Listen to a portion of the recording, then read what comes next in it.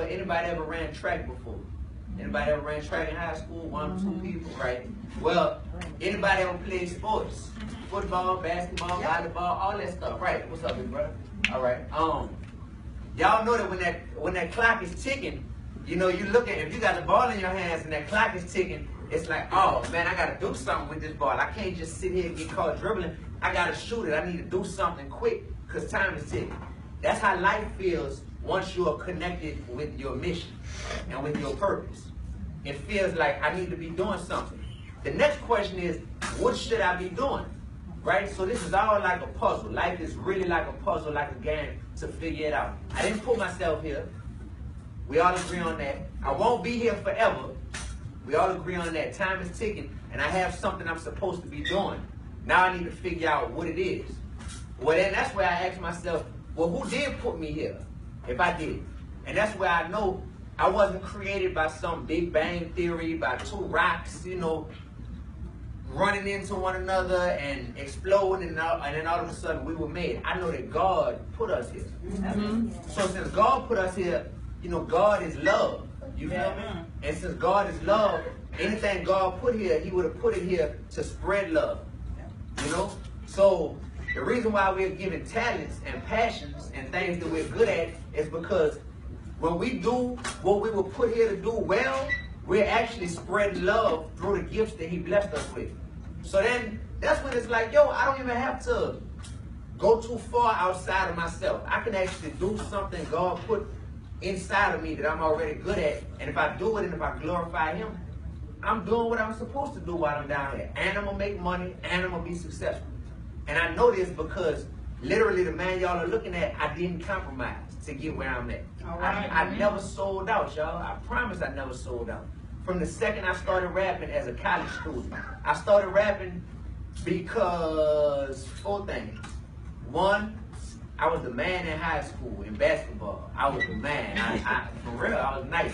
Averaged 19.7 assists a game. I could have went to some small colleges and played ball, but I chose to go to a big school, a D-1 school, a Division I school called LSU. And when I got there and I tried to walk on the team, I got cut. Anybody ever got cut from the team before? Mm-hmm. In school, yeah. So y'all know how that feeling is. Like, you be all hyped, you like, oh man, I'm finna make this team, I'm finna get this jersey, I'm gonna be popular, boy, everything.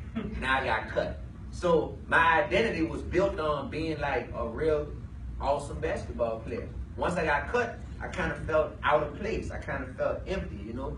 Another thing that happened was I built myself on having pride in my city, where I was from. I'm from New Orleans. You always finna hear when I talk, you finna see it when I walk. This before I had dreadlocks, so I had a fade. So imagine me with your haircut, but in the back of it, I had 504, because that's the area code. Cut. Big in the back of my head. You know what I'm saying? I used to walk around campus with that. Whoever sat behind me in class, they used to be tracing the little 504 in the back of my head, because it was huge. And I just love my city. I love to rep where I'm from. How many of y'all love to rep where y'all from? Yeah, of course. Of course. But guess what? When I put too much pride and when I built too much of my identity on where I was from, guess what happened? This thing called Hurricane Katrina. You know, Hurricane Katrina came and swept my city away. That happened 10 years ago. Look it up if you're not familiar, but y'all probably are familiar. You know, so it's like you're repping on this city, but everything from your house to all of your belongings as a child to your clothes, everything just gets swept away in one hurricane. Devastated me, devastated my city. So I was like, all right, I'm going to build my identity on my relationship. Oh, yeah, I got this girlfriend. I've been with her since 10th grade, you know what I mean? Everybody know we're the cutest couple in the school. All this. We go to college together. Like, yeah, it's me right here. We walk on campus. We got to school. She got around to big football players. And she ended up messing over me. Don't laugh, bro. Don't laugh. I'm playing with you. I can laugh about it now, but it wasn't funny. But yeah, she messed over me, man. She cheated on me, you know, broke my little heart. So my identity that was built on this relationship, you know, got taken from me. Then, this is a sidebar, but one of my friends who I grew up with since like age, how old are you, 5, 6? 6? My friend, I grew up with him since we were 6 years old. He got killed, man. Somebody shot him in his head, in his chest, and killed him. broke my heart. You know, we played baseball together, we went to church together, like everything. We lived around the corner from each other. He got killed right around this time. And I was going through a lot. I was struggling to figure out, why is all this happening? What am I supposed to do? How am I supposed to, you know, take all of this stuff? And that's when I started getting in touch with, okay, what life is all about. And for me, when I started to rap, instantly I realized there's a difference between rapping and just making words rhyme, like a lot of people do. They just rap and make words rhyme. And there's a difference between saying, I want to put words together in a way that's going to reach people and touch their heart, and it's going to inspire them, because they're going through what I'm going through. They're just from a different place than me, but we all going through the same things, y'all. That's right. We all trying to pay these bills. Yes. We all trying to, you know, get over our broken hearts. We all trying to recover from something we were addicted to. We all trying to forgive people who messed over us. Amen. We all trying to get a job that we love, not a job that we hate. You know what I'm saying? We all trying to, you know, pass this test in school because you're struggling. You know what I mean? Like, same thing. So that's the type of music I said I wanted to make. It wasn't a popular decision at first. But a lot of the stuff that you choose to do, when you know that it's right in your heart, it might not be popular at first. But if you know that it's right in your heart, I'm begging y'all. I would literally get on my knees and beg y'all, please, please, please, please, when you know that you're doing something right in your heart, I don't care if you're the only one doing it, stick with it. Yes. Stick with it. Because it's going to pay off in the end in a way that money can't even buy. It's going to pay off because you're going to feel like you still have your integrity. You're going to feel stronger than anyone else around you because you know that you're not afraid to go against the grain. And most of all, you know that you're following God's will. And what God approves of, the world might not always approve of. Amen. You feel me? So, when you're doing something and God is pleased by it, a lot of the world may look at you like you're crazy. But that's a good thing. Because if it was easy to do the right thing, everybody would be doing it. But we weren't put here to be like everybody. You feel me? We weren't. We were put here to be accountable for ourselves and to do our best to try to help and inspire everybody. But first and foremost, we have to be accountable for ourselves. So when I started doing music, a lot of my friends, they were rapping too. It was like 15 of us. Big, huge group. And we used to go around campus and make mixtapes. Once I started changing my life and really living and saying I'm going to put God first, seeing the black community, we all grow up with knowledge of who God is. We all know, oh yeah, God, yeah. My mama, yeah, you know who God is. You know who God is? Yeah, of course. He's 6 years old. He said, yeah. We all know who God is. We got knowledge of God. But a lot of times we struggle to form a relationship with God. You feel me? And that knowledge of God, we get comfortable right there and we get stuck in that place to where, oh yeah, I know God, you know God, we know God. Yeah, it's all good, you know? But it's all good, but it ain't all God in our life. Yeah. And that's what started happening is once I started to have a relationship with God, I wanted my music to make God proud. I wanted the friends I hung out with to make God proud. I wanted everything I did to be something that made God proud. And at that point, that's when I really started living life. At that point, that's when I started living. Then what he's doing with me right now, I'm trying to understand it, but I know what he's doing. God is elevating me and making me successful because he knows that I'm in a space where I can inspire everyone who is looking just like me, who's looking up to me, who's like, yo, I know y'all are influenced by, of course, by hip-hop. How many people in here that are under 25 years old listen to rap music? Raise your hand. Everybody, right. Who the most popular artist that all of your friends listen to? Childish Gambino. Childish Gambino, all right. What about you? I don't know. You don't know? What about you, Drake? Drake, people listen to Drake.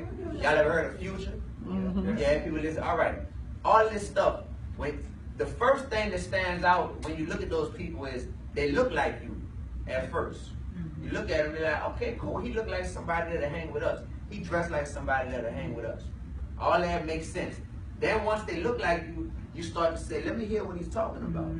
And when you hear their music, you hear their beats, you hear what they're talking about, you're like, yeah, I can feel that, I can vibe to that, and I can relate to that.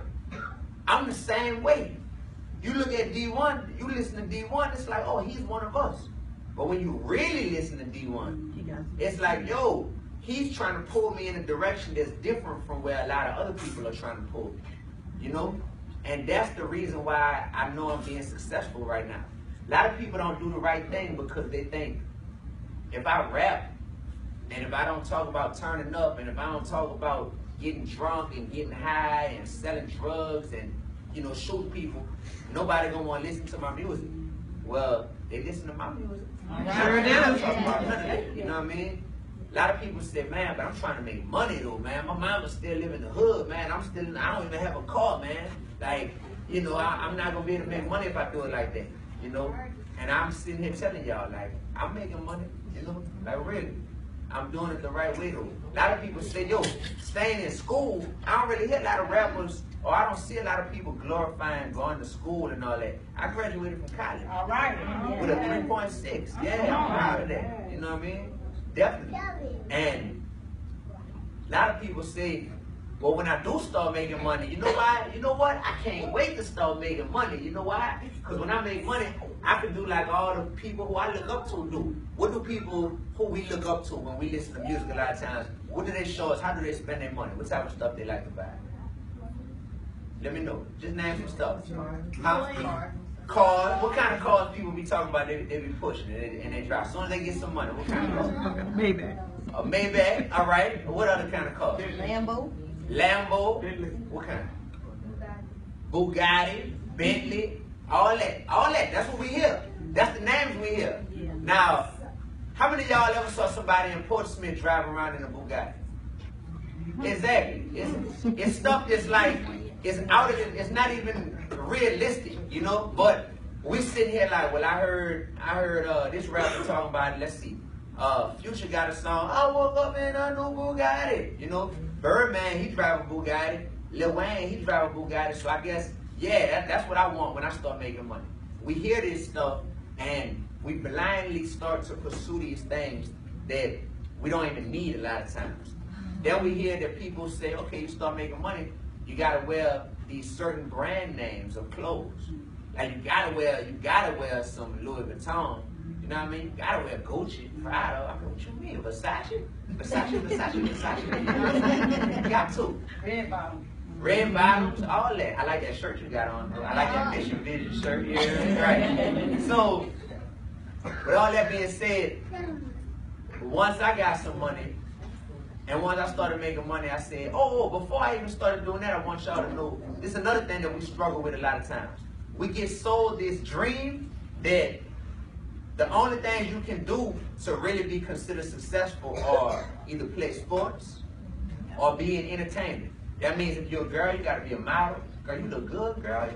Girl, your hips all well, girl, you better be a model, girl. You better show that off. Like, you either gotta be a model, or like, oh, bro, you got a good jump shot, man. You better go play basketball. You better be a football player, or just to be a rapper. That's what we get sold so often, or be on a reality show. You know what I'm saying?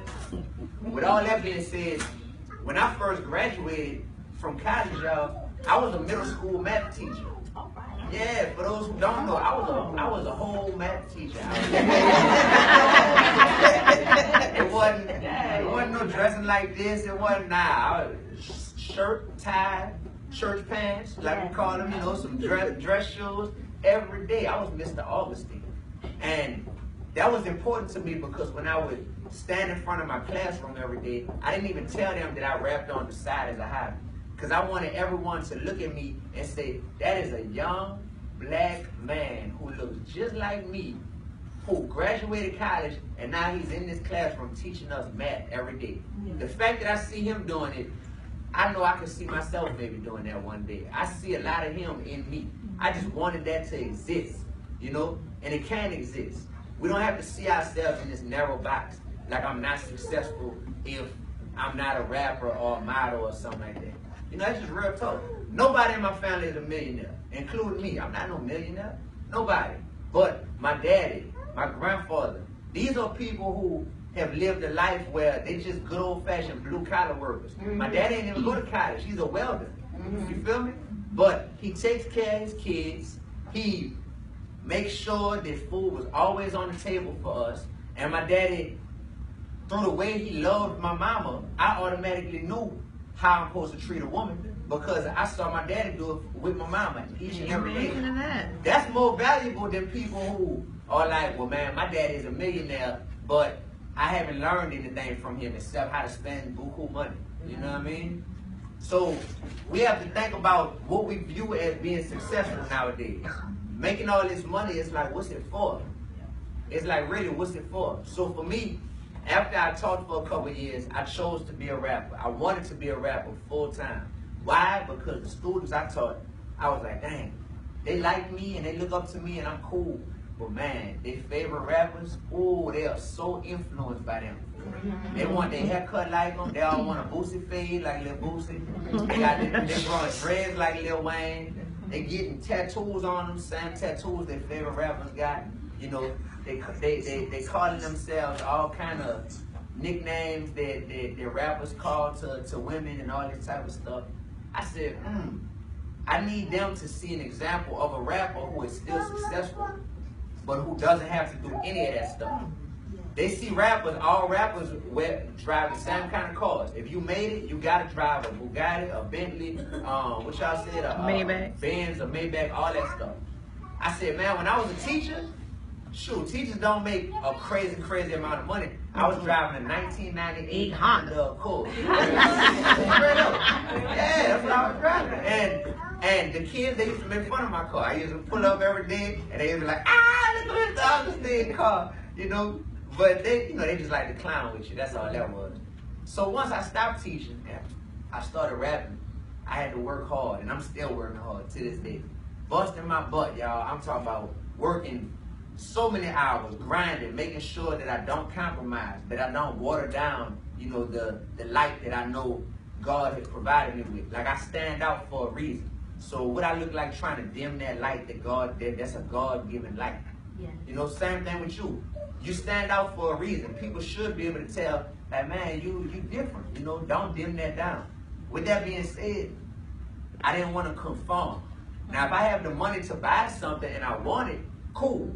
But if that's not really something that I want or need, I'm not going to do it just because people tell me that's what I should do. Same thing with you. So when it came time to get a car or something like that, it was like, I could buy a different car now if I want to. I really could. But when I thought about it, I said, man, this car been loyal to me. This car been with me through thick and thin. I done drove from New Orleans, because I live in New Orleans. I done drove to Houston, Dallas, Atlanta. I think I done drove to Oklahoma in that car. I done drove to Florida in that car, like all over, South Carolina, all over in that car. So I said, you know what? I'm going to keep this car. And when people ask me, Dee-1, what you drive? Oh, he got this, he got that, what you drive? I'm going to say, 1998 Honda Accord. Straight up. And then they think I'm lying. So I'm like, look, I'll do a YouTube video. I'll put it out there. Because my car be breaking and everything on it. You know what I'm saying? But I'm like, I'm going to put it out there because I want people to see that I'm not defined by the type of vehicle I drive. Yeah, material possessions don't define me. And I'm still cool. Nobody can say, well, Dee-1, you can't get into this party or this event, or Dee-1, you can't come on this tour because you drive a Honda. We're not going to allow you to come here because of that. Your material possessions do not equate to how successful you are as a person, or how cool you are, or how much confidence you should feel about yourself. Straight up. That's two totally different categories. So, with that being said, one thing that I did choose to do with my money, because it's the right thing to do, is pay my student loans. So, it can be expensive to go to college in the United States. It can be very expensive. And with that being said, I took out some loans to attend school.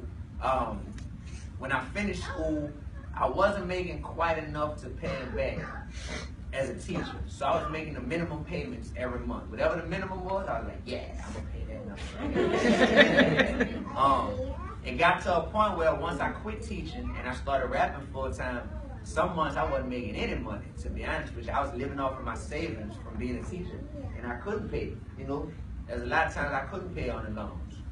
But I knew, so I signed a record deal. About 2 years ago, I signed a record deal. When I signed the record deal, I got a nice chunk of money all at one time. It's almost like the NFL draft is coming up in a few days.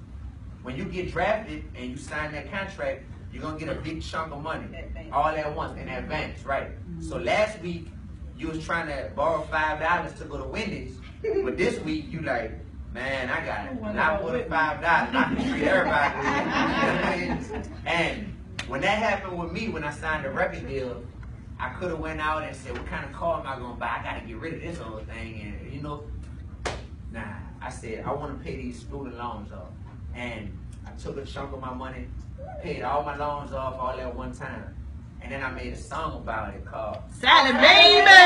Sally Baby! Right. So when I did a song about it, once again, y'all, when you're doing the right thing in life, some people are going to get it and understand, and that's that small circle you got to keep close to you. I'm talking about those people who are always going to push you to do the right thing and believe in you, even when your dreams are so big that the world thinks you crazy. That's the people you keep close to you. Yes. But a lot of people who are going to say, nah, that's not a good idea. Nah, that's corny. Nah, we never seen that before. That's just noise. That's just noise. You got to know how to block out noise, because there's a lot of noise on this earth. You know what I'm saying? A lot of noise. With that being said, I did the Sally Maybach song. I shot a video to it. We put it out, and the song started blowing up. You know what I mean? The song started getting big. If any of y'all haven't seen the video, you could go on YouTube, type in Dee-1, Sally Maybach. You'll see it. You know, it's on Facebook, it's on YouTube. And this song started to give people hope.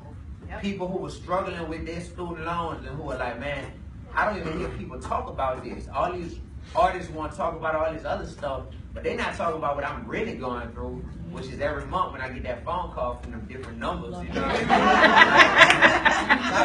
They're not talking about it. So, with that being said, that taught me another valuable lesson, which is you will be rewarded for doing the right thing and going against the grain. You will be rewarded in ways that you can't even imagine. You know, even when people tell you not to, the reward is so great and so massive that honestly, we just have to take the first step in order to do these things, in order to overcome what it is that we're struggling with. Like, for me to be a man of God and people know like, oh, Dee-1, yeah, he got his mind right. Yeah, he be in church, or we see him, he rap about positive stuff. But if I know, watch this, what if behind closed doors, what if I'm being a person that all that stuff I talk about, I don't curse in my music, but what if behind closed doors, I'll be like, man, mother F all this, man, it's bull. You know what I mean? Like what? You know how fake that is? And I might hide it from you, because you're not with me when I go back to the hotel. I might hide it from y'all, but I can't hide it from God. That's right. Because God is in each one of them rooms. You hear me? Straight up. So that's the part I started to realize is I have to really be about this life. Whatever that life is, I have to be about this life, this mission vision. You know, on the back of it, what does it say? Be real, be righteous, be relevant. That's at all times, in all things. I gotta be real. I gotta be real. I gotta be able to look at myself and say, man, the person who you act like you are, that's really you. The stories you tell, that's really you. I gotta be real. Because guess what? Other people that are real, they can tell when somebody's fake. Oh, yeah. You know, you can tell. Like, nah, it didn't add up. I thought he was real, but when he came to the library, I could see through him. Like, nah, he ain't that dude. You know, you can tell. Be righteous. Being righteous means whatever I'm going to achieve, I got a good story for this. Whatever I'm going to achieve, I have to do it in a way to where I don't have to do anything crooked or shiesty to get there. Because if I got to do crooked, shiesty stuff to get there, no matter what I achieve, I didn't go after it in a righteous manner. And God isn't necessarily going to honor that. Imagine those rappers who get on stage and they win a Grammy Award or they win an American Music Award or whatever, and they song that they won the award for is called, Move That Dope. You know what I'm saying? Or let's say the song is called what's some other song? What if the song is called My Pistol to Your Head, right? And then you get up there and when you get your award, you like, man, I want to thank God. I want to thank God for this award right here. It's giving me the opportunity. Thank you very much. Imagine that type of stuff, y'all. That's crazy right there. And so being righteous is important. And I'm gonna tell y'all a story about being righteous. You're gonna get tested. You're gonna get tested whenever you say, I'm gonna try to be real, be righteous, and be relevant. A test that I went through this past week. And y'all can tell me what y'all, look, this is real. I love being able to tell you. Alright. So for me, what I mainly do right now is I rap. So I do concerts. The other thing I do if I'm not doing concerts is I do speeches and speaking engagements like this. This is awesome. I love this. The third thing that I do that I'm starting to get off into a little bit is acting, right? So I live in New Orleans. They are filming a bunch of movies in New Orleans right now. They call it Hollywood South. Bunch of movies, bunch of TV shows. I get a call from, I have an acting agent. Acting agent calls me and says, "Dee, we got this big role on this TV show, and they want you to come audition for the role." Alright? So you'll probably be like, "Oh, that's cool, that's exciting." Alright, cool. They sent me the script. I was busy. I didn't have time to go in and do the audition. So I had to make a tape. I had to make a tape of me reading the lines for the character, for the audition. Make the tape, email it to the people. I was like, whatever, I'm probably not gonna get that. 2 days later, I get a call. Guess what? I got the role, right? Watch this. I got the role. 2 days after that, I get another call, and they say, "Hey, the people decided to make a little change. Instead of giving you the role that you auditioned for, they want you to play another character." So I was like, no big deal. That's cool. Bow. I get the script, and I read the lines for the other character. And as I'm reading the lines, I'm like, wait, this character got like a bunch of curse words in they, in their lines that they supposed to say. I'm like, I don't be with all that. I don't curse in my music. I remove cursing from my vocabulary in my real life. Should I do it for this? This is a big TV show, y'all. Should I do it for this TV show? And then I start asking myself, well, I'm acting. So it's not like it's me doing it. For real. And it makes sense though. His name on the thing was like Carlton or something. This is Dee-1. This guy named Carlton, like the character, that's him doing it. That ain't really me. So I start asking myself, maybe I could do it, man. It's gonna be paying some bread. Oh, that's gonna be some nice money. Dang, dang, my name will really get out there. That's gonna be all on TV. And I'm thinking about this, and I'm like, well, the other side of me is like, nah, that's just not right, man. Like, how fake is that? That's not righteous. Like, you trying to get a bigger audience by doing something that you go against. You know what I mean? You trying to be different. You don't curse in your music and in your life, but you gonna do this? So I was like, I called an acting agent. I said, man, I'm leaning towards not doing it because I just don't feel right in my spirit about it. The acting agent gets mad as heck at me. Acting agent's like, man, what? Man, you know how hard we had to work to get you this opportunity, bro? Like, you ain't even do the audition. We made it to where you could just turn the tape in and you got cash for it. Bro, you finna put our reputation on the line and da-da-da-da-da-da. All this, like, you're not gonna take this role. Do you know what show this is? You know who executive producing this show? This person is huge, world famous. Trust me, they are. I don't want to say their name, but I'm like, dang. So he telling me this. And I'm sitting here, I'm in New York. This is 2 days ago. And I'm just like, man. This man starts sending me Bible scriptures saying, see, this word is in the Bible. Literally. And I'm like, bro, look, we just going back and forth. And I got some people who I'm asking, what should I do? And they like, man, you should do it, bro. Like, it ain't no big deal, And I got other people I'm asking, and they're like, nah, man, that's just not right, And that's when I realized the difference between a good opportunity and a God opportunity. You know what I mean? It's a good opportunity to do the show. Of course it's a good opportunity. It's money, it's exposure. But a God opportunity is not going to be something that makes you feel weird and that makes you deep down know that you're not being righteous. You feel me? A God opportunity is going to make you feel great when you wake up the next morning. Not like, dang, man, I hope nobody don't see that and call me out on it. You know what I'm saying? They think that I'm fake. So that's what it means to be righteous and to be relevant. Being relevant is all about, I mean, you got to be a hustler. You got to be a hard worker. You got to grind. Y'all know the clips? The clips come from around here, huh? Yep. Yes. What was their first big song? Grinding. You know what I'm saying? Y'all already know. Y'all know No Malice? Y'all know Malice? Yeah. Yeah, that's my big homie. He about to come here in a couple minutes. He gonna probably scoop me up after the event. You know, he's somebody I'm really cool with. He started out rapping and glorifying a bunch of stuff because of what he grew up around. He decided to change his whole everything up, you know, and put God first in his life and his music and everything. And we've been connected. We're really good friends. But being relevant is not for the lazy. Being relevant is not for the people that want somebody else to put them on. You know, what rapper is Dee-1 signed to? Dee-1 ain't signing no rapper. Nobody put me on. It ain't like, oh, Dee-1 he got with Young Money, so Lil Wayne put him on. Or Dee-1 he got with Aftermath, so Dr. Dre put him on. Or he got with Good Music, so Kanye West put him on. Nobody ain't put Dee-1 on. And I see it now. God is doing this on purpose. Because he's like, I don't want anybody to take credit for your success except for me. I don't want anybody to say, oh, the only reason he popping or the only reason this is going on for him is because that rapper put him on. No, it ain't that rapper, it's that God. You feel me? Straight up. And that's what being relevant is all about. So you gotta ask yourself, am I prepared to work hard? If you're doing something you love, that hard work hardly even feels like work. When you're doing something you love. So that's what I'm like, yo, I might work 15 hours a day, 16 hours, 17 hours a day, who knows? But it doesn't feel like work, y'all, you know, because I'm doing what I love.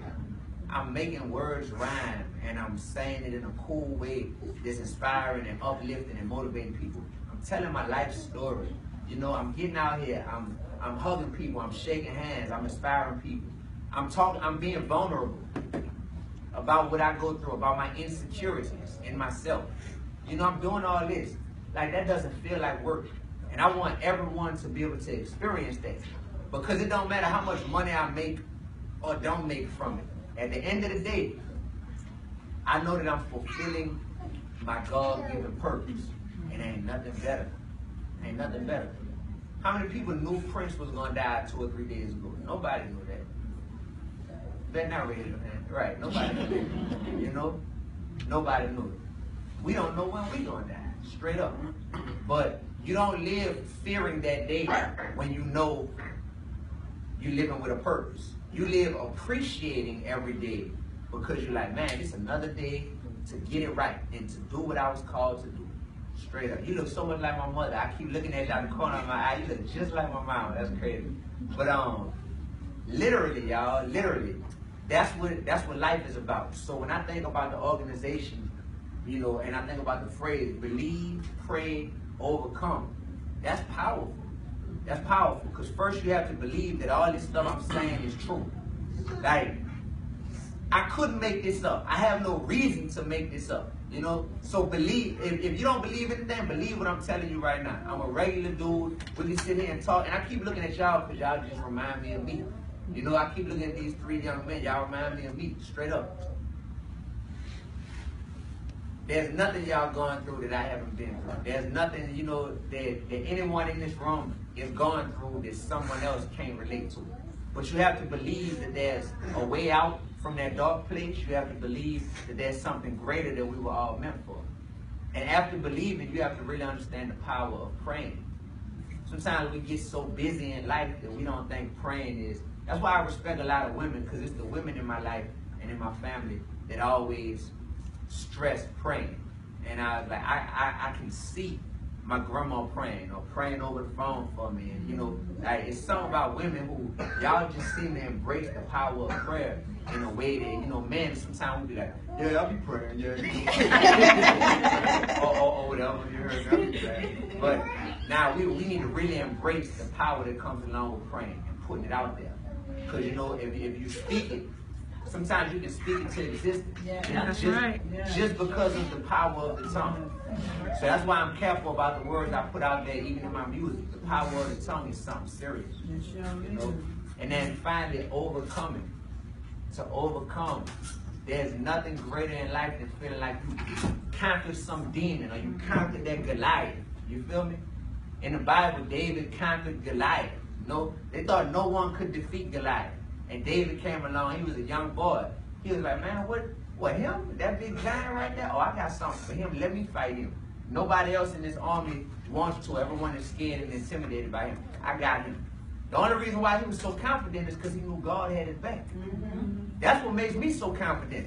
So I might get in the interview and say something that the person in the interview, 2 days ago, I'm in New York, I'm doing an interview on the radio station, real popular DJ, I won't say his name, and he's like, so Dee-1, man, I was doing a little research about you, and I love your music and all that stuff, but I see, man, you got on The Real. Y'all ever heard of The Real, the daytime talk show? Yeah. He was like, I saw you was on The Real like a month or so ago, and you went on there and said something about you not, you're trying to stay celibate until you get married. You know, when you say you wanted to not have no sex until you got married, or you was trying to conquer that. That was something you had struggled with. And he was like, man, what? I don't get it. He was like, so you mean to tell me? And I was like, brother, I'm a dude just like you. Like, come on, man. This stuff, this is not something that's easy, but this is something that it comes along with the walk that I have signed up for. And I don't mind putting that out there. I don't care how somebody else is going to look at me. I'm not worried about if a dude look at me like, oh, that boy said he ain't trying to do nothing. Because don't get it twisted. It's not that I haven't done anything and done that before, but it's something I started to feel convicted about, knowing like, dang, this ain't right, this ain't right, this ain't right. So it's not that I can't do that, but it's that I know better and I'm trying to do better. You feel me? And I don't care about how somebody's going to look at me when I say that, because I know that God is smiling when I say that. I don't care how this acting age. I said, bro, if you don't want to work with me no more, that's cool. There's other acting ages, homie. You heard me? If I don't take this role where I'm going to have to curse and compromise what it is I'm trying to stand for, like, that's cool. You don't want to work with me no more. And then when I said that to him, he said, nah, man, I still won't work with you. Straight up though. But I have that boldness and I have that confidence because I know God has my back. And that's not just for me. That's for all of us. That's for all of us to have that confidence about doing the right thing. To have confidence when you're doing the right thing. You talk about you want to be a star. You want to stand out. You want to shine. That's how you shine. You do the right thing and you boldly confident about it. That's how you shine. That's how you make people look at you and say, yo, there's something special about that person. So this is the last thing I'm gonna tell y'all is in any journey there are highs and lows, there are peaks and valleys, and we just always have to understand the why behind everything that's going on. We have to understand why. Okay, why am I being given success right now? I'm not being given, you always have to think about it. Dang, things going good right now. Why? If God has given me this success, He obviously wants me to do something with it that's going to make Him look good. So that helps you handle success in a different way than people who just thinking they're getting successful because of them. When you ask yourself why this is happening, it's like, oh, God has given me this success. He wants me to use this platform to glorify Him. Cool, I get it. I know how to behave. I know how to act. When you ask yourself, why am I going through this? Why did this person just die in my life? Why am I not able to pay all my bills right now? Like, why am I going through it with my family? Why? It's like, dang, it's a test to see, is my character going to get shaken? Or am I going to be able to use this test as a testimony eventually? You know what I mean? Like, I'm big on this thing that I say, which is called taking your misery and turning it into your ministry. Because the things that make us the most sad, the most upset, like less than 2 years ago, I was in a dark place. I was feeling like a hypocrite in a lot of ways. I was contemplating suicide at one time. I was just feeling like I didn't fit in to any box. I was too street for the church people, too churchy for the people in the street, too successful to hang with the people that ain't doing nothing. not successful enough to hang with the big dogs that's really doing something. I just didn't quite fit into anything. My family, they calling me Dee-1 now. They don't even call me David no more. That felt weird. You know what I'm saying? Like, dang, I don't want to be Dee-1 to y'all. I want to be David. You know what I mean? Like, just in a weird place. I felt like God was giving me a lot of opportunities, and I wasn't using them to do what I should with them. I was so hesitant, not knowing what I should do. I'm overthinking everything. You know why I'm overthinking everything? Because I'm trying to please the world. Right. So I'm thinking, I'm sitting there 2 years ago thinking, okay, I'm finna be in front of these people in Virginia. How should I dress? Because I gotta dress in a way that is gonna impress all them, you know, and how do I know how to impress them? Because I don't know what they like. So I'm all this overthinking. Well, what do I need to wear? Do I need to go buy some new Jordans, whatever? Yo, what should I say? I'm about to be on TV. I'm about to rap at this award show. What should I say? I'm sitting here, you know, overthinking everything. And I realized that when you just settle down and you make sense of life, and you make sense of who gave you this platform and why you have this platform, you stop overthinking things. When you get in touch with your purpose, you stop overthinking everything. You're just like, I'm good enough as is. And I feel a sense of peace about the decision. Yeah. And that's when I started saying, man, I'm not going to overthink how to dress or what to say in my music. I'm good. And I know that what I am, God made me that, so I'm going to be good enough. And that's that confidence that we're seeking so often, y'all. That's that confidence that we all looking for to feel like we're good enough when we look in the mirror, or when we hear ourselves, or when we fill out that job application, or when we go on social media. Because social media is a trap. It makes you compare yourself to all these people who got all these followers. Man, I only got 261 followers, man. But this person here, they got 206,000 followers. Look at what they be posting. Look at what they, you know, dress like. Look at all these. Maybe I need to do more of that. No, you good with whatever you have, as long as you know you being real, being righteous, and being relevant. Amen. In how you go about it. So that's what I want to leave y'all with. And when y'all look at me, I want you to see like, yo, what they say is impossible is possible. You know, when you look at yourself, what they say I can't be, I can be that. I already am that. You know, because the world is not going to make you whatever you are. God has already made you what you're supposed to be. Amen. So, you know, I'm thankful I could be out here with y'all today. I've never been to Portsmouth, Virginia. And the way it's spelled, I kept saying online, I was posting Instagram videos, I kept saying Portsmouth. It's okay. Yeah. Everybody do it. I'm like, Smith, that's S-M-I-T. But it's cool. Like I'm thankful I could be here. And from what I understand, from what we've been talking about, this probably won't be the last time I'm here. So there's some other things in the works. And I look forward to just really building with you all. But I wanted to give anybody a chance to ask some questions. You know, I think, yeah. Yeah, I do. We'll be able to do that? Oh, that's perfect. They gonna let us? Yeah, she's gonna turn the thing off for you. For real? All right. So I wanted to all right. I wanted to like perform, do some music for y'all, right? And this is a library though. I was like, oh, they gonna get mad. Think we might be able to do it. He's gonna perform. Y'all seeing this while y'all watching? Okay. Yeah. And then it can actually that white. So you might have to get closer with that.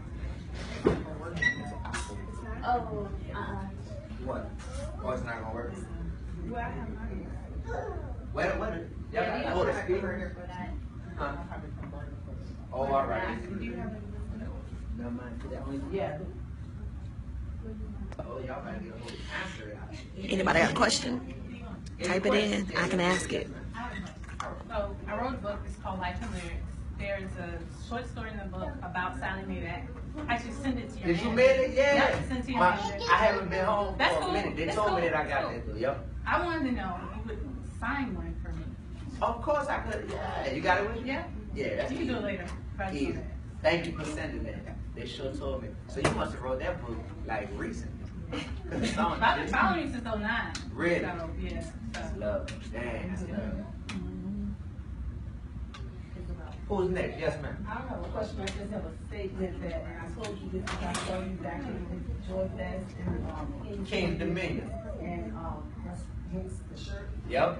But I'm not big on rappers because I can't understand what they're saying. And since I heard you at King's Dominion, I've kind of been following you on, YouTube as well as my friend Trina back then, and we got the kids here. And Trina had mentioned that you need to come to Portsmouth. And as soon as she saw that you were coming to Portsmouth, we tried to make sure that we could get you. But I think that your vision is just awesome. And I appreciate what you shared with the kids today, but not only kids, but even for us adults. Because it is very important that they see the real. Because those rappers that they're following, they're not real. What they see on TV is not a real person. They can go home and still be struggling in your mind over things. As you said, thank God my son is called shoot me with a pistol, and then Right. you want to give honor to God. When they go home and they really want to be shot with a pistol Correct. or something along those lines, you can go home and sleep at night. Yes. So I just really applaud you. I love the music. I can understand every word that you say, Amen. and just keep the dream alive. Amen. I got a question. Yes. I drove 2 hours to be here. My kids from my church couldn't be here because they had to praise dance at another church. Okay. But I was telling them about, because I follow you on Facebook and on YouTube. All right. And I was telling them about the video that you did on fighting temptation. So I wanted to know if you could share that so they can see it and know that I asked the question. Sure. Yeah, you talking about? It's in a folder called. What's it like? I don't know what it's called. Hold on, I'm gonna have to come see. So as far as fighting temptation, I definitely did a video about that where I realized that a big part of fighting temptation is us asking ourselves, what environments are we putting ourselves in? Because, temptation is going to find you wherever you are, but you can also invite temptation based on where you're going and what you're doing. So I was in a club 2 nights ago in New York because I'm up there for a whole week doing meetings with my record label, doing all these radio interviews.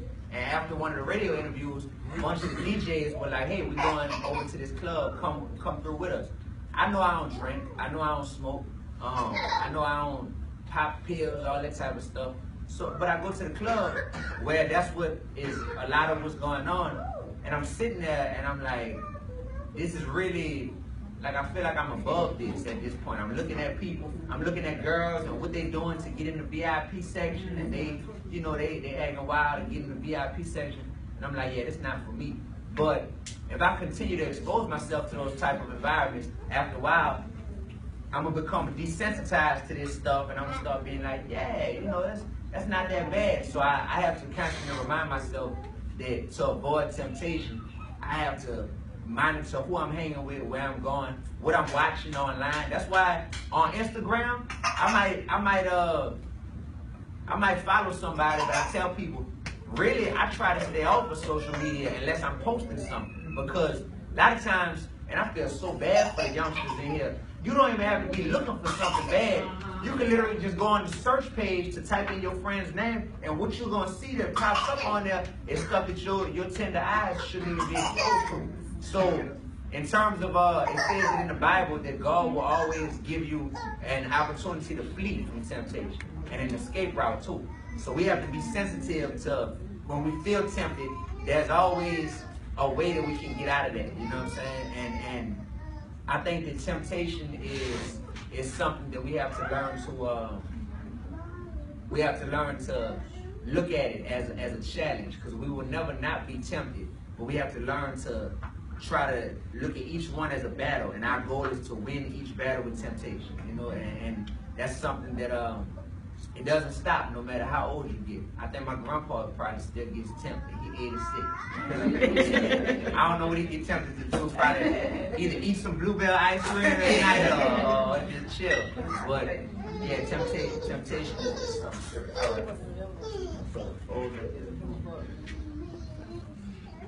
Bianca, I read what you wrote, and I got an answer to your question, but I just can't type it from where I'm sitting. So bear with me till I get out of here.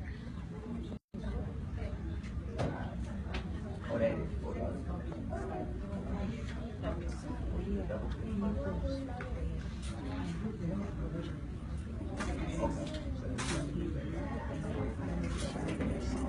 All right, one more question, y'all. One more question, and then I'm gonna perform something. Yes, ma'am. Now that you are where you are, a lot of times, like when you're trying to get to that place, you have this idea of what success looks like. So now that you are where you are, what does success look like to you now? Great question. What I've realized is success at this point is who else can I bless based on the blessings I've been given. So success looks like, can I help someone? Can I put someone in a position to where they have a message that needs to be heard, and I can help them out. Success is if one of my former students is homeless, like he was last year, and gets in touch with me, can I give him a few $1,000? You know what I mean? Or put him on his feet. You know what I mean? That type of stuff. That's successful to me. Success is me knowing that David Augustine, the man, is constantly growing, and the Dee-1 success or fame is gonna follow behind. But David Augustine has to continue to grow as far as a man. That's what success is. Who else I can help out, and how much am I growing as a man? Because a lot of people figure they're done with growing because the world knows their name, and that's not success. That's stagnancy. Yeah. So look, whoever been. I know different people been taping for different amounts of times. I would love to connect with somebody who was taping it. You do? Yeah, I got it going live too. I'm gonna get y'all email. I'm gonna give y'all mine, whatever. Yeah, that'd be love right there. All right. So, how much time we got to do? How many joints? Just one. Just one. Dang, see, I be wanting to do more. All right. So, yeah, we're going to do the Saturday Maybach. Okay, two. All right. I don't know how many of y'all have heard my music and how much of my music y'all heard, but I'm going to give y'all, this is a buffet. You heard me? So, since this is a buffet, you get to choose what you want. So, we got it. I'm not perfect. We got 2 songs. Hold on, you got two options. You got the appetizer and the main course. So, for the appetizer, we got Threes Up, we got J50 and Weezy, we got Sally Maybach, we got One Man Army, we got Against Us, we got My Student Got Murdered, we got Show on the Road, and we got I'm Not Perfect, I'm a Christian. What's the appetizer? J50 and Weezy. J50 and Weezy? Threes Up. Threes Up. All right, hold on. How many for Threes Up? Raise your hand. We just gonna count. 1, 2. What? Your hand up, 3. How many for J50 and Weezy? 1, 2, 3, 4, 5, 6, 7. All right. How many for Sally Maybach? For the appetizer? 1, 2. How many for One Man Army? 1. Oh no. All right. How many for Against Us? Against Us. 1, 2. What you know about that? 1, 2, 3, 4. How many for My Student Got Murdered? Nobody want to do that. How many for Show on the Road? You hand up? 1. All right. How many for I'm Not Perfect, I'm a Christian? 1, 2, 3, 1, 2, 3, 4, 5. 1, 2, 3, 4, 5, 6, 7, 8. Oh. And how many it was for? Bro, you raise your hand 4 times. All right. How many for? All right. And for the man, and I'm doing Saturday Maybach. So let's look. What's the worst that they're gonna do us? They're gonna kick us out? What they gonna do? Because I was gonna do 3. Alright, let's do one more time. J50 and Weezy. How many? How many? 1, 2, 3, 4, 5, 6. 1, 2, 3, 4, 5, 6, 7, 8, 9, 10, 11. We're gonna do J50 and Weezy. And then we're gonna do Saturday Maybach. And if we got time, we're gonna do I'm Not Perfect. All right, let's get it. I wrote this song when I was still a teacher, by the way. Yep.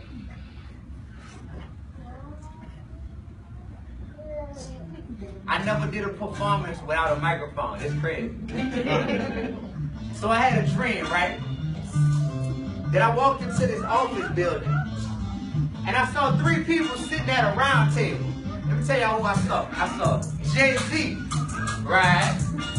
50 Cent, right? And Lil Wayne, right? Come here. Hear what I said. What up, Jay? What up, Fifth? What up, Weezy? I'm D. I appreciate y'all for having this conversation with me. I know that I'm the brokest person in the room, yo. But money don't matter here because I'm rich with ideas. First off, I grew up listening to all of y'all. From the Block is Hot to Get Rich to Blueprint, I bought it all. I paid 20 for the Block is Hot and Features, Wayne. Hold I bought volume 2 because I love money ain't a thing. Fifth, you had it locked in high school, huh? You the reason I stopped buying Ja Rule. But I graduated from that train of thought. So that's why I'm here today. Not to fuss, but to talk. Here we go, look. 50, you a marketing genius and you super rich. Let's come up with a scheme and get a game of super fix. I seen you slaughter the careers of other men, but they were all brother men. So that's just another win for the other team. Entertainment is what it seems. Black on black hatred is the underlying theme. Paid, powerful, and popular, you got it all. You that's to fight the real enemy and make them fall. Other rappers might not understand, but so what? The game probably got them bending over doing a toe touch. You breaking them. So if I know you got a heart, call me, I don't doubt you. But trust the movement, gon' move on with or without you. Lil Weezy, flow all day easy. But we don't feel your presence down in the Big Easy. Shouting out New Orleans at the Grammys. But how about donating some cash money to help the school? Wealth is cool, but not if you a selfish dude. Nah, let's help this dude. Every statement that I yell is true. So take heed to it, Weezy. It ain't coming from no jealous dude. I know you're smart, man. You went to McMahon. Now everything you say and do got kids trying to be Wayne. Friend or foe, it all depends on how you manage your talents. So what you gonna do? Step up or step down from the challenge? Young Ho, Sugar, H to the Izzo. It's truly an honor for me to mix you, my nizzle. It's impossible to belittle your impact on the game. You got the hottest chick in the world wearing your wedding ring. Look, you know most of these little rappers is whack. This bitch poison, hurting the culture, holding us back. But I'm trying to see how you feel, cause when you speak, people listen. Do you agree with me, disagree, or you feeling different? With all the truth and soul, now you can't afford to be lyrically, try to live quietly. But truthfully, you ain't got a rhyme like common sense. Just be down for the cause and don't ride the fence. Now when I say hip, let me hear you say hop, hip, hop, hip, hop. When I say hip, let me hear you say hop, hip, hop, hip, hop. When I say D, let me hear you say one, D. One, D, one. When I say D, let me hear you say one, D, one, D, one. We got the blind leading the blind man. How stupid can we get? I just couldn't let it slide this time. Besides, my people need this, and I ain't on no crazy label, so they can't delete this. Let's go in.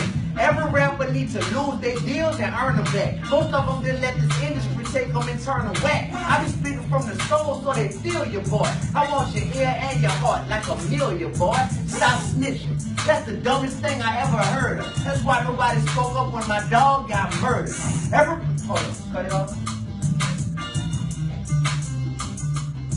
Stop snitching. Man, that's the dumbest thing I ever heard. That's why nobody spoke up when my dog got murdered. Everybody trying to stay true to the rules. Forget the rules if the rules were devised by fools.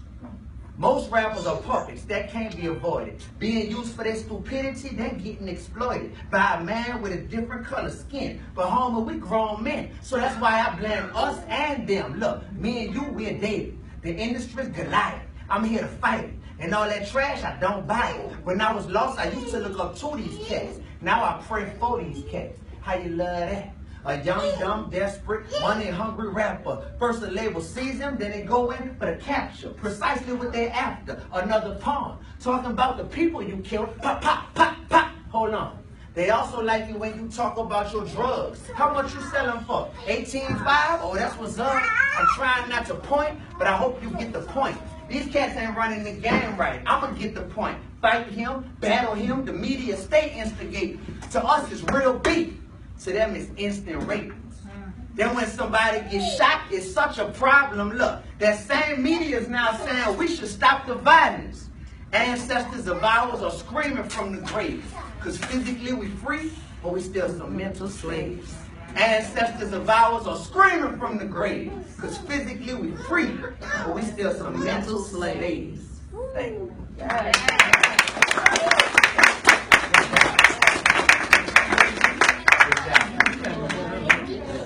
What you said? That boy said 50-50. Alright. Yeah, we ready?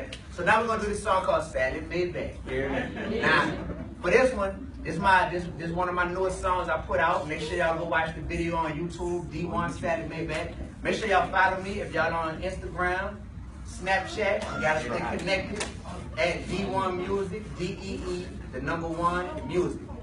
Instagram, D-E-E, the number 1 music. Make sure y'all follow it. Now watch this. For this song, I'm gonna need y'all help. So I'm gonna say, for those who doubted me, yeah, this is payback. And I've been on my grizzly, yeah, since way back. No sir, and I don't drive a Maybach. But guess what I did? I finished paying Sally Maybach. Maybach. Alright, let's see. For those who doubted me, yeah, this is payback. And I've been on my grizzly, yeah, since way back. No sir, and I don't drive a Maybach. But guess what I did? Finish that Maybach. Let's go. Who want to turn up? You want to turn up? Come on. Who want to turn up? Who want to turn up? Who want to turn up? Because I don't know how to dance. I need somebody who want to turn up. Who want to turn up? Y'all ready? For those who doubted me, yeah, this is payback. And I've been on my grizzly, yeah, since way back. No sir, and I don't drive a Maybach. But guess what I did? I finished paying Sally Maybach. Maybach. I finished paying Sally Maybach. Turn up Maybach. I finished paying Sally Maybach. Maybach. I finished paying Sally Maybach. Maybach. Hey. Let me tell you what I've been through when it comes to Sally. She called me at least twice a day. She want her money badly. Calling me from different numbers. Ooh, she thinks she's slick, but I got them all memorized. I hear it go quick. Needed tuition, needed a woman board, had to pay for books, so I took out loans to feed the boy. Graduated, wasn't making quite enough to pay him back. When in default, that's my credit up. Check my Equifax. Look, I ain't proud of that. I'm more proud of that. I ain't drowning that. Got 2 jobs, really got on my grind. No time to whine. I can't ride the pine. In the game right now, my time to shine. Started paying them loans that one at a time. Got them down. Still I rid of all those. Peace sign. Who doubted me? Yeah, this is payback. And I've been on my grizzly, yeah, since way back. No sir, and I don't drive a Maybach. But guess what I did? I finished paying Sally Maybach. Maybach. I finished paying Sally Maybach. Maybach. I finished paying Sally Maybach. Maybach. I finished paying Sally Maybach. What? Maybach. Hey, walk inside my crib, yeah, you know I just had a long day. Just got overworked, they got me drove. My boss kept me late. Walk inside the kitchen, grab a dish, then I fix a plate. Bread, beans, and rice on a bun. Then I sit down on the sofa, grab the remote and turn on the news. Open up the laptop, kick off my shoes. I see that I got an email from Sally Mae. Did another month pass that I forgot to pay?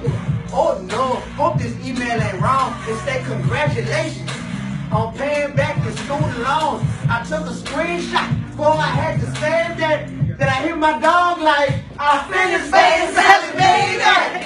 Maybach, I finished paying Sally Maybach. Maybach, I finished paying Sally Maybach. Yeah, Maybach, I finished paying Sally Maybach. Maybach, hold on. Is it $40,000? $50,000? $60,000? Or maybe it's more. Is it $80,000? $90,000? $100,000? How much do you owe? Is it $40,000? What? $50,000? What? $60,000? What? $80,000? Is it $80,000? What? $90,000?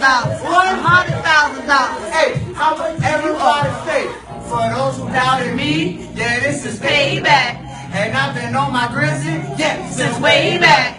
No sir, and I don't drive a Maybach. But guess what I did? I finished paying Sally Maybach.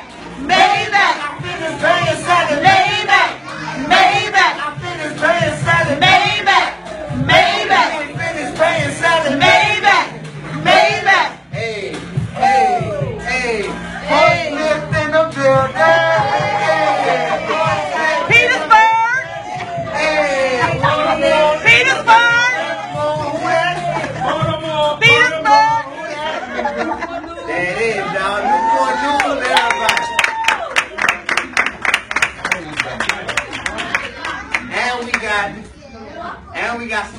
pizza for everybody in here.